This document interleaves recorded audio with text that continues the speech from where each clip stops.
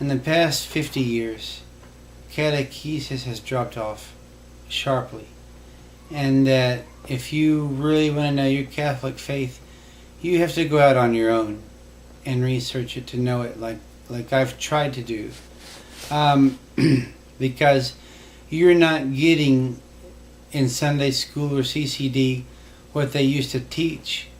And I don't know the reason for that. I just know that I've seen a lot of the educational materials lately, and we are getting taught with Protestant materials and kind of what we call a wishy-washy Catholic education. And it's not anybody's fault. There's people who publish these books, put things in it that aren't really black and white as far as what we truly believe as a church.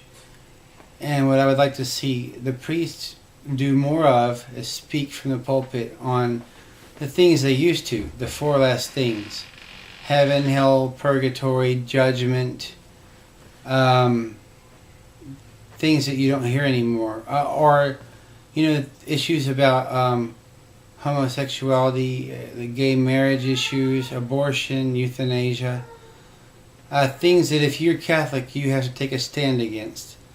And we're not hearing those things anymore, and we're being led to believe that you can pretty much pick and choose and believe what you want and still be a good Catholic, and that's not true. Being Catholic means the whole package. Either you're Catholic or you're not.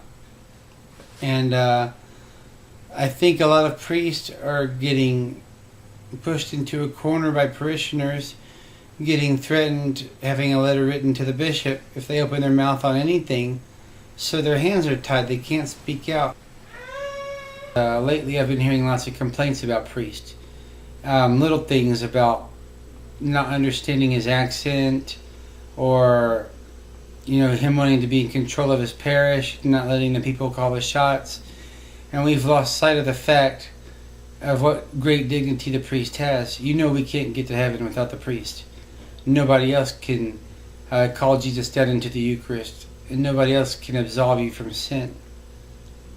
So we need to keep in mind that while celebrating Mass, the priest's dignity surpasses that of the angels, because the angels can't even call down Jesus into the Eucharist.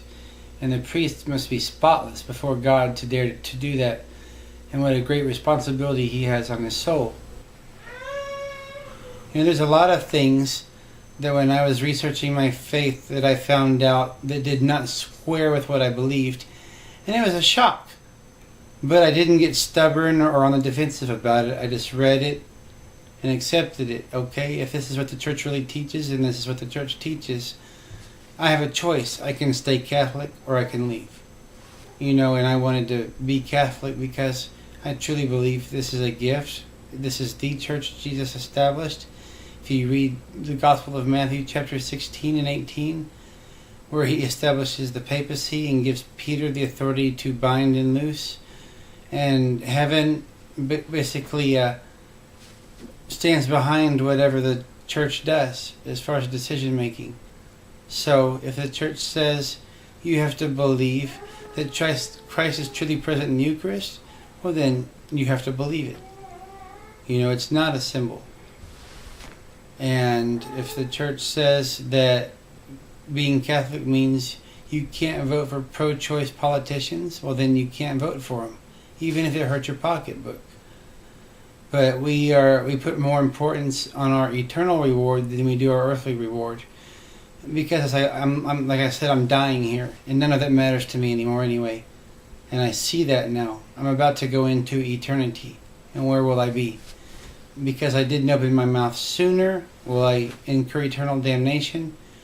Or will God be merciful to me because I'm saying something now? I don't know.